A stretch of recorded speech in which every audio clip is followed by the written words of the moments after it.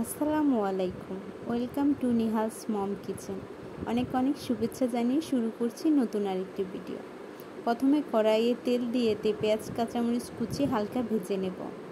তারপর এতে দিয়ে দেব 1 চামচ রসুন বাটা, 1 চামচ হলুদ গুঁড়ো, 1.5 চামচ মরিচ গুঁড়ো, স্বাদ মতো লবণ। মশলাটা ভালোভাবে মিশাবো। তারপর দিয়ে দেব সামান্য একটু পানি। ধুয়ে রাখা ইলিশ মাছের মাথাটাও দিয়ে দেব। বেশ কিছুক্ষণ সময় নিয়ে কষাবো। ভিডিওটি ভালো লাগলে একটি লাইক কমেন্ট করবেন।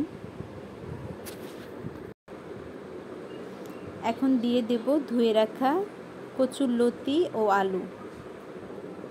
আপনারা যদি আমার চ্যানেলে নতুন হয়ে থাকেন তাহলে চ্যানেলটি সাবস্ক্রাইব করবেন। আর যদি আপনারা ভিডিওটি ফেসবুক পেজ থেকে দেখে থাকেন তাহলে পেজটি ফলো করবেন।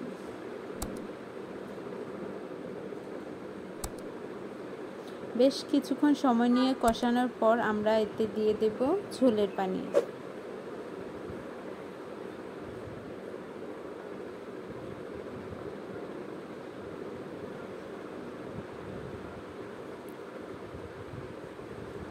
ঝোলটা আমরা একদম শুকিয়ে ফেলব।